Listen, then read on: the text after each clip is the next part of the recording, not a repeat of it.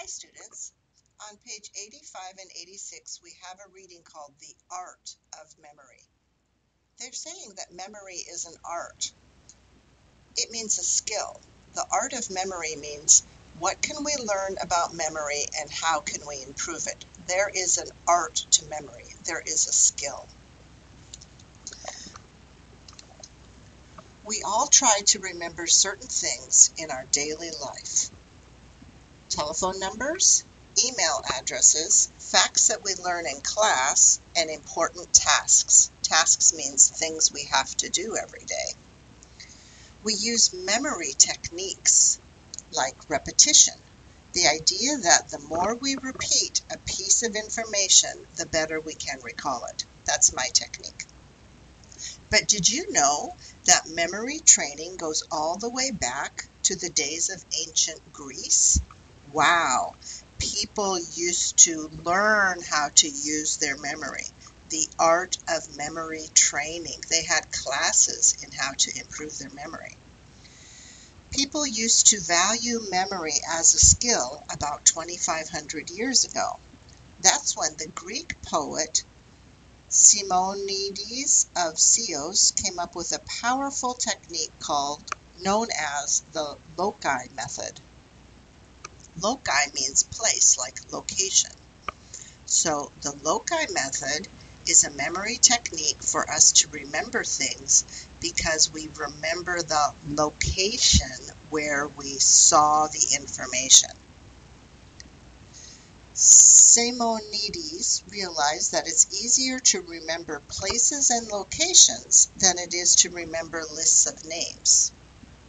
According to the loci method, if you think of a very familiar place, like your bedroom or your bathroom or your friend's house, and visualize certain things in that place, then you can keep those things in your memory for a long time. So remembering the location and the things in the location helps you to remember what happened in the location. Simonides called this imagined place a memory place. Your memory place, palace, I'm sorry, I have to read more carefully. He called this place the memory palace. Your memory palace can be any place that you know well, such as your home or your school. Here's how to use the loci method to remember a list of tasks. Let's say your memory place is based on your house. Visualize yourself walking through your house. Imagine yourself doing tasks in each of the rooms.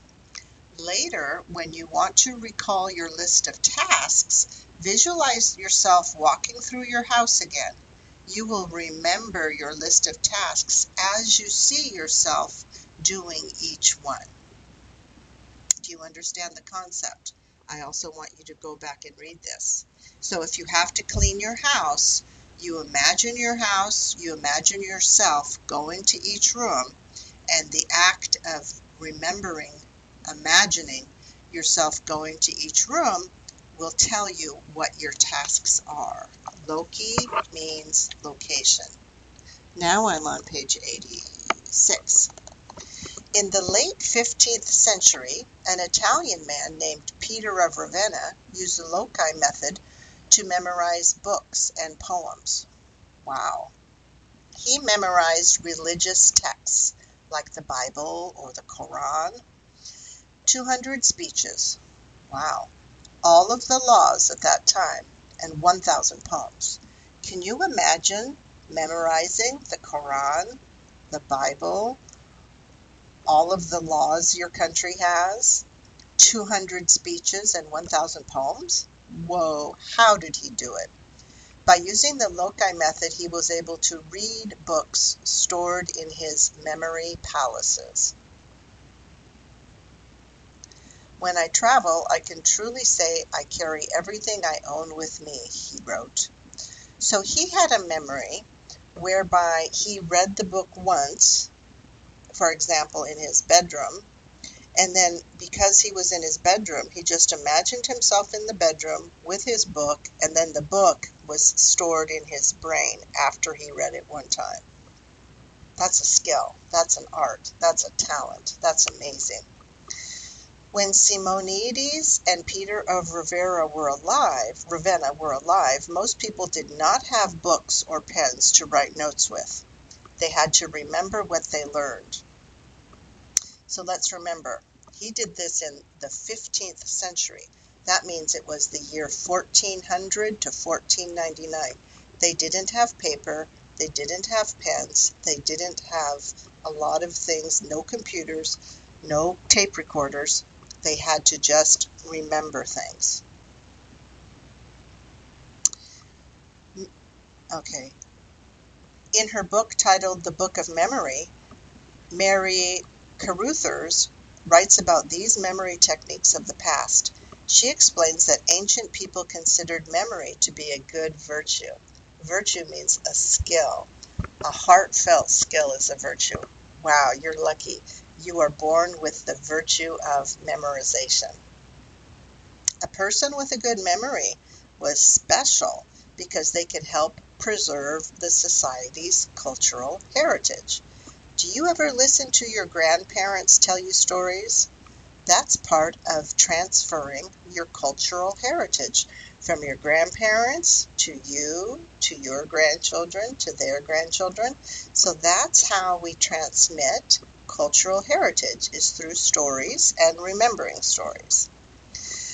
After Simonides developed the loci method, and Simonides, again, I go back when I don't remember, it's about memory. 2,500 years ago, he developed this memory technique, the loci method. Other people continued to study the art of memory. Memorization gained a complex set of rules and instructions. Students of memory learned what to remember and techniques for how to remember it. In fact, memory training is still an important activity in many parts of the world today. Did your school ask you to memorize a poem? Did you have to do a drama and memorize your lines? Memorization is a powerful tool for learning. In some cultures, memorizing religious texts is considered a great achievement. For example, this is my comment, many children in the Middle East memorize the Quran. It's a huge book, but if you can memorize it, it is a wonderful achievement. Other cultures value people who can tell myths and folk tales from the past. Myths and folk tales are stories from the past, like from 1,000 years ago, like Noah's Ark would be a folk tale or a myth. Maybe it happened, I don't know. Other cultures value people who can tell myths and folk tales from the past, as there is often no written record of such things, right? So if we look at Noah's Ark, we don't have a written record of it. We have a written record in the Bible, written thousands of years later, but we don't know exactly what happened. Over the past millennium means 1,000 years, though, many things have changed. We've gradually replaced our internal memory with external memory. We've invented devices so we don't have to store the information in our brains. We now have photographs, pictures, to record our experiences, calendars to keep track of our schedules, and internet and computers to store our ideas. How would we do with no books and no computers, no pencil, no paper? They would be very hard to learn. We would just have to remember. As a result, we've gone from remembering many things, we used to memorize many things 1,000 years ago, to not memorizing much today. Nowadays, when we want to know something, we just look it up on the internet. But how does this affect us in our society? Did we lose an important skill? I think we did. Okay, thank you for listening. I'm hoping you watch these videos. See you soon. Bye.